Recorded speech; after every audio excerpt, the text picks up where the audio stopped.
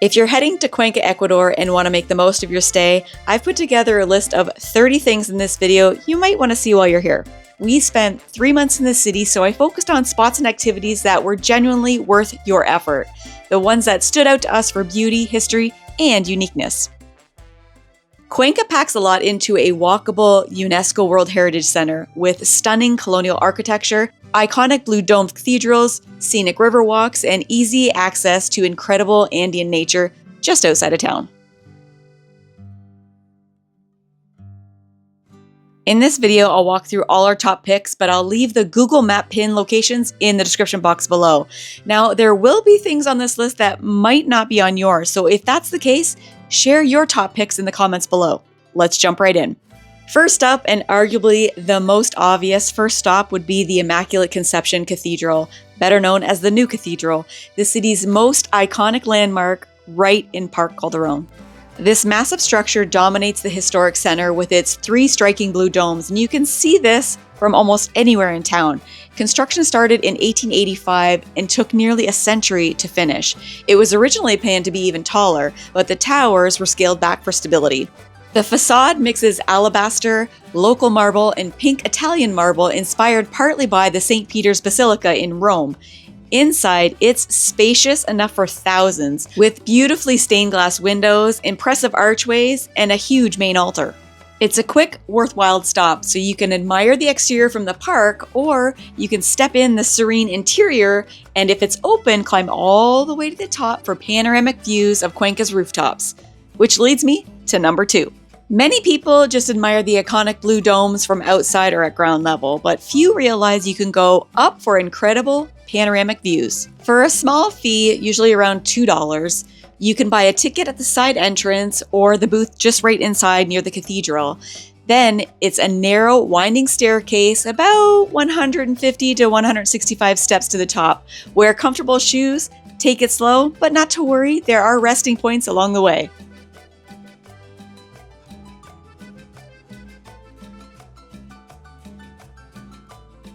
From the top, you get incredible 360-degree sights of Cuenca's red tile roofs, the historic center, surrounding buildings, and of course the Andean mountains. It's way better than street-level views, but keep in mind they do close for lunch, so it's best to go in the morning or later in the afternoon. Another standout in Cuenca's historic center is City Hall. It's easy to spot near Parque Calderón. We only went in because we were on a walking tour. Otherwise, I don't think we would have been brave enough just to walk right in.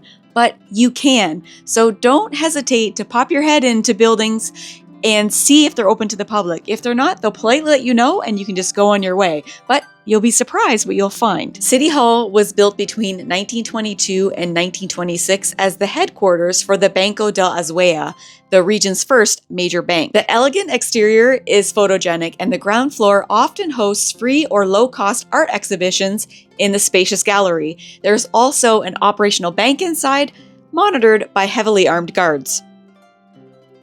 Nestled in the heart of Cuenca's charming old town is the boutique hotel Santa Lucia.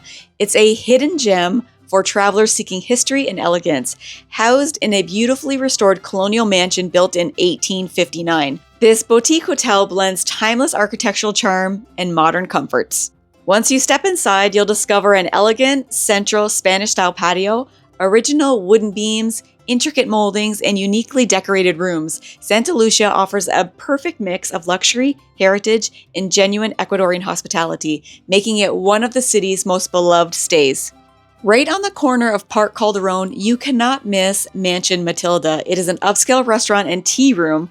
This was probably one of my most favorite spots in Centro. This historic mansion dates back to 1880, and after a careful 4-year restoration, it reopened in 2020 as a gastronomic and cultural spot, blending French-inspired elegance with local touches. Think ornate murals, period details, crystal chandeliers, and multiple themed salons. It's not just about dining. Even if you're not having a full meal, it's worth just popping in to admire the refined French interiors, because it really does feel like you're stepping back into early 20th century luxury. Where else can you have a $4.50 lunch in such a beautiful place? Directly opposite the new cathedral stands the Old Cathedral, now a museum of religious art. This is Cuenca's original cathedral with construction starting in 1557, and after a major restoration in 99, it reopened as a museum. It showcases colonial-era religious art, impressive murals including one from 1573, sculptures, paintings by local artists, ornate altars, and the city's first organ from 1739. And you're even allowed to go down into the crypts.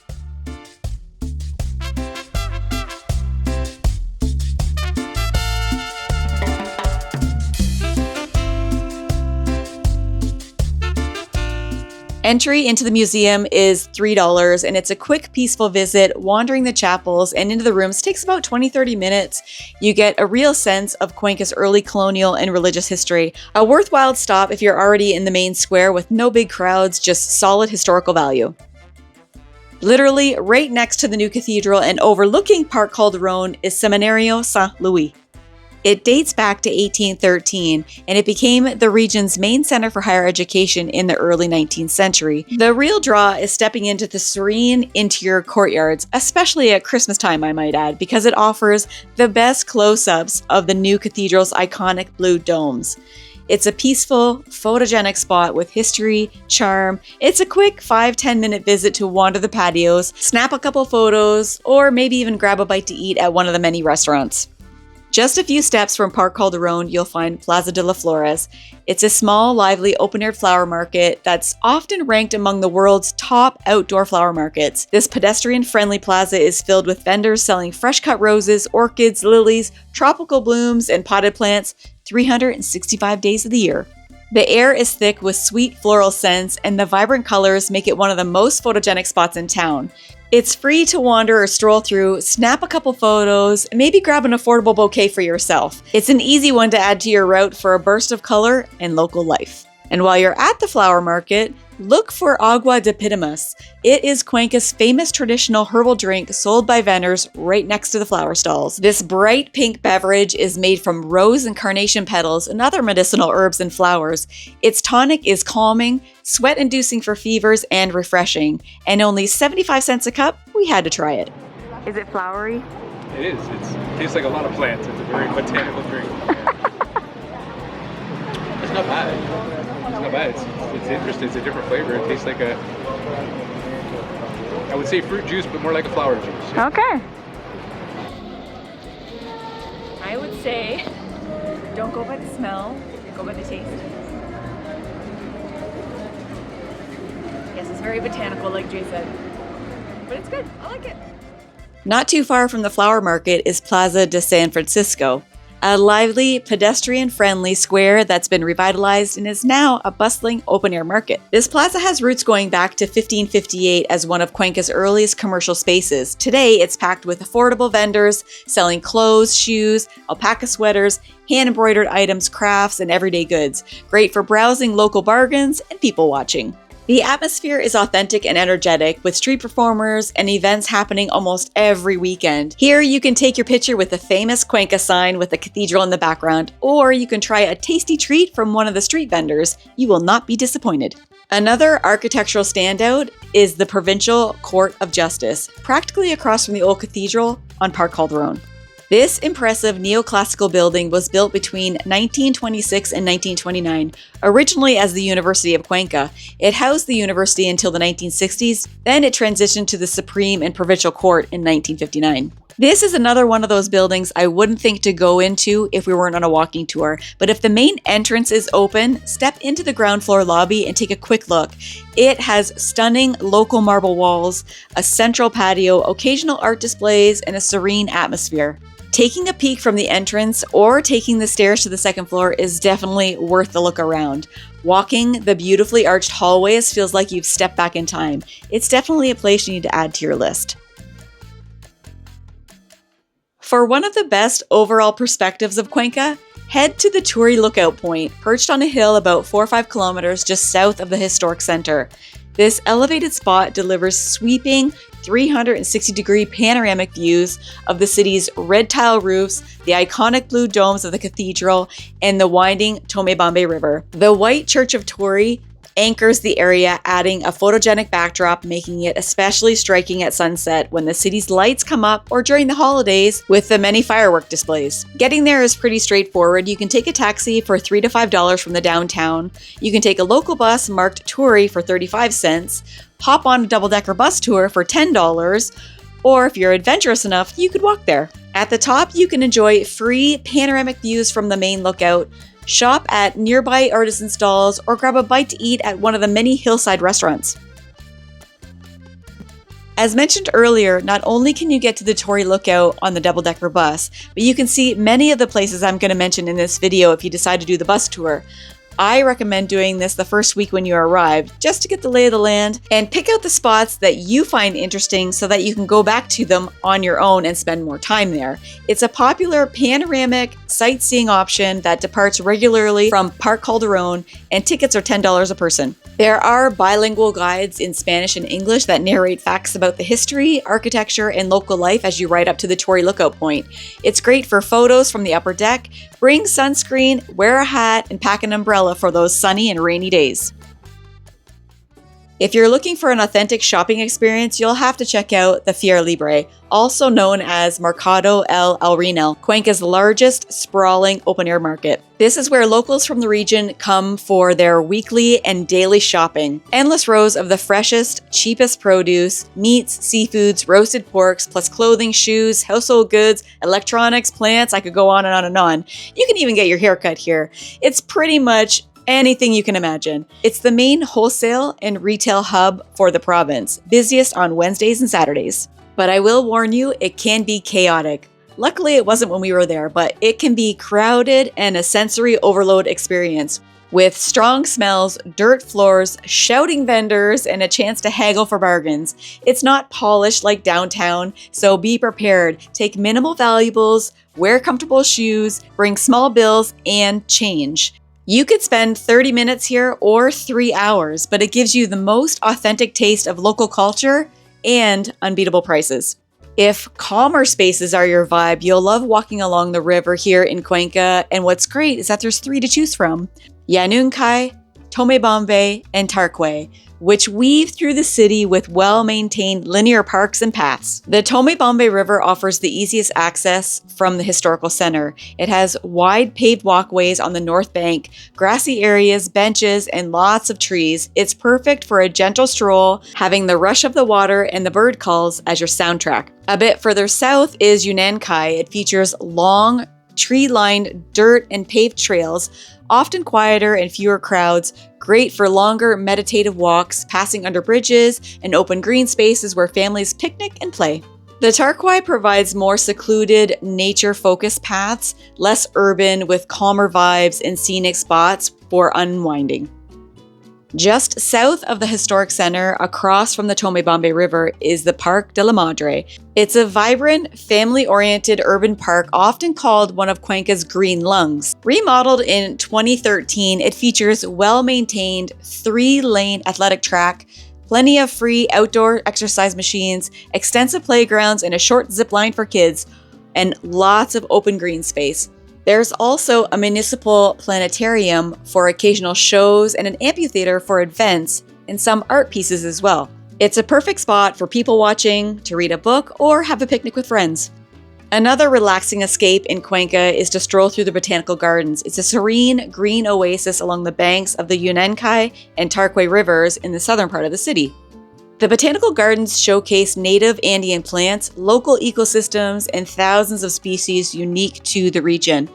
There are wide and easy walking paths that go straight through all the lush greenery, flower beds, trees. There's open plazas with benches for resting and bridges connecting riversides, creating a peaceful, immersive, natural setting with the gentle sound of flowing water nearby. It's free and it's open daily. Taking a 30 to 60-minute walk here feels like a true recharge. There's fresh air, you can watch the fish with minimal crowds, and it has the same tranquil vibe as the river pass, but with more structured botanical beauty. If you're looking for some history with furry friends, you might want to check out Pumapungo Museum and Ruins. This site is the largest Incan ruins south of Ingapirca and the original home of the Kenyari people before the Inca conquest. The ruins are part of the free Pumapungo Archaeological Park.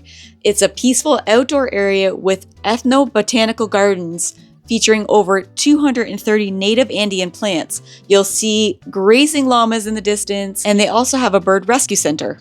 It's a quick 20 to 40 minute stroll around the grounds, but you can also enjoy the exhibits in the museum as well. Walking around Cuenca, you'll see lots of street art. There's colorful murals, graffiti, and urban expressions scattered throughout the city, adding a modern, creative layer to its colonial charm. Unlike many places, Cuenca has municipal regulations for street art since around 2013, which keeps much of it legal, approved, and of high quality, ranging from large-scale community murals to smaller, thoughtful pieces by local artists. Themes vary widely from social messaging, like tributes, cultural pride, nature-inspired designs, to playful abstracts celebrating Andean life and diversity. You'll see many of these pieces along Calle Larga. When traveling to new countries, it's easy to focus on your feet when walking with a steady step. So this is just a reminder to look up every once in a while. Who knows what you're going to see? Another intriguing cultural experience is a cleansing ceremony called Limpia. It's a traditional Andean ritual for removing negative energy, bad luck, envy, or evil to restore balance and well-being. It's rooted in indigenous practices passed down through generation, and it's commonly performed by older women healers in public markets for about $5. You sit while the healers rub a fresh egg over your body to absorb and diagnose issues. Then they gently beat you with bunches of fresh herbs, nettles, flowers, or plants dipped in herbal infusions or alcohol.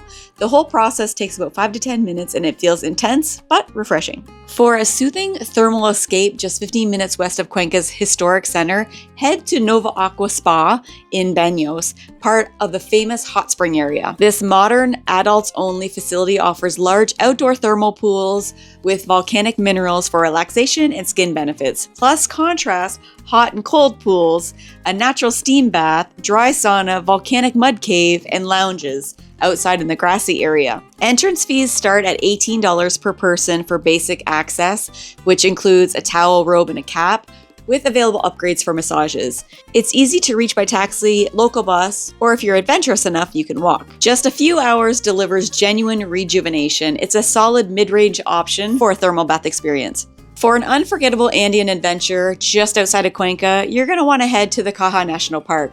It's a vast, high-altitude wonderland about 30 kilometers west of the city, averaging about 4,000 meters in elevation. This protected area features over 270 glacial lakes, rugged trails through windswept grasslands, and waterfalls. There are popular short to moderate hikes starting from the main visitor center at Laguna Toreadora.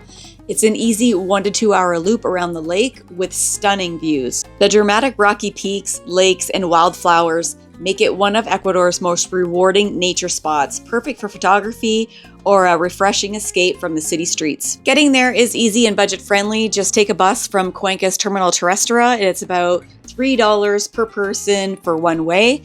Ask the driver to drop you off at La Teodora or the main entrance. Be clear on your drop-off point, or you'll have to hitchhike with strangers. Ask me how I know. Return buses pass along the highway. Just flag one down. They run frequently, but they can be unpredictable in bad weather. There might be standing room only through winding roads for 1 hour, so just be aware. You will also have to register at the visitors center with a picture of your passport, just so they know who's out on their trails. And just a quick tip, dress in layers. It can be very cold and windy up there, so layers are going to be your best friend. Now, these next few I'm going to mention are outside of Cuenca, and you can drive to these on your own or take a local bus. We did these with a tour group, but they are totally worth it, so I hope you stick around. For the ultimate high-altitude experience, consider Chimborazo Volcano, the country's tallest peak at 6,263 meters. A massive dormant volcano in the Andes, about 150 to 200 kilometers north of Cuenca.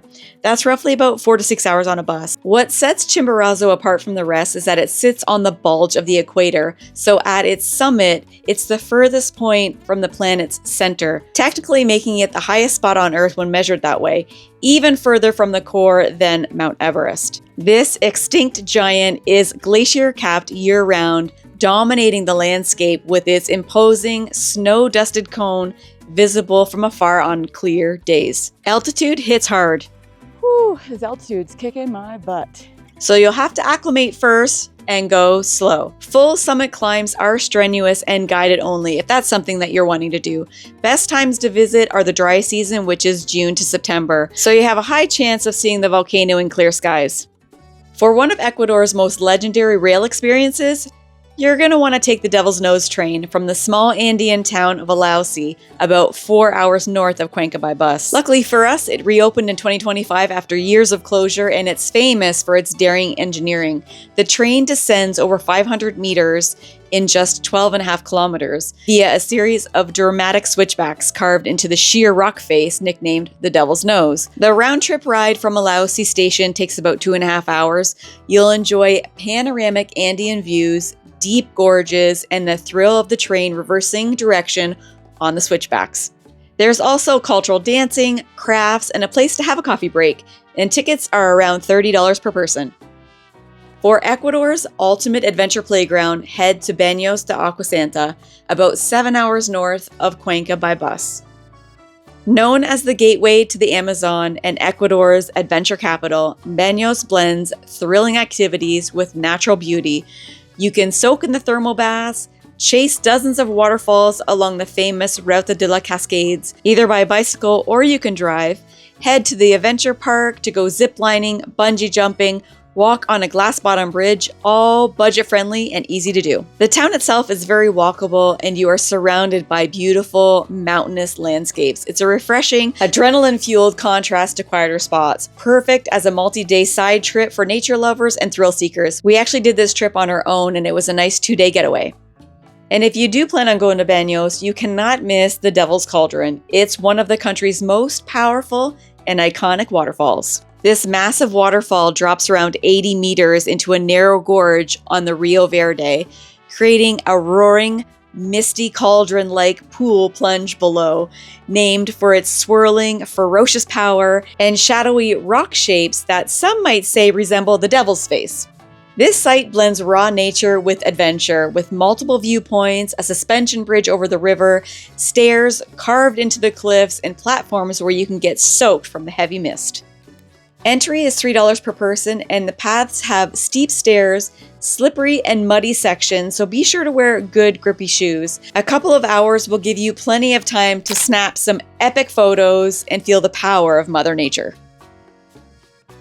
But if waterfalls aren't your thing, Ingapirca is Ecuador's largest and most significant Incan archaeological site. We had a little mishap with our drone that day, so we missed the tour, but you should totally check it out. It was built in the 15th century and it features precise stonework, including the Temple of the Sun, complete with peaceful panoramic Andean views.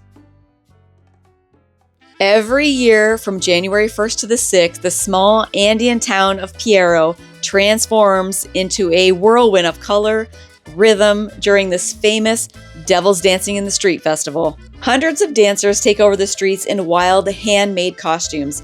You'll see fierce devils with huge papier-mâché masks, animal horns, fangs, and red outfits whip the air and tease the crowds. You'll also see elegant line dancers who are usually men dressed in colorful dresses wearing mesh masks.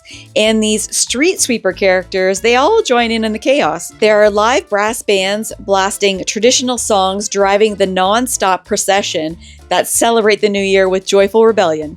Rooted in colonial-era resistance, where indigenous communities used devil disguises to mock the Spanish authority and the church back in the day. But now, this festival is a vibrant symbol of freedom and Andean heritage. It's loud, energetic, and an immersive experience, definitely a unique cultural highlight if you're ever in Ecuador in January.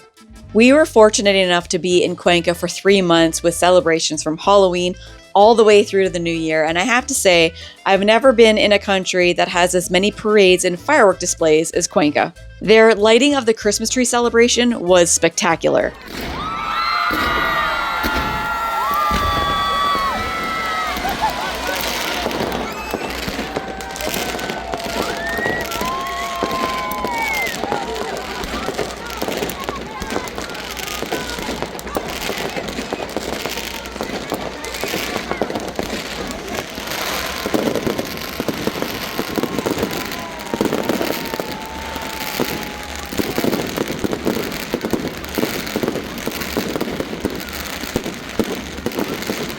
New Year's Eve was nothing like we've ever experienced before.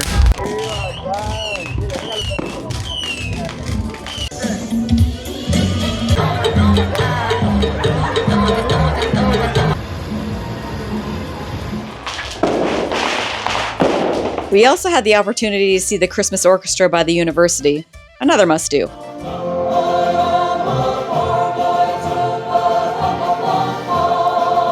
Cuenca also has the most active expat community we've ever seen in all of our travels. They have markets on Saturdays at Common Grounds and at Sabatino's where you can go and meet expats who have been living in Cuenca for years. Everyone is very friendly. We even got invited to Christmas dinner. It was awesome.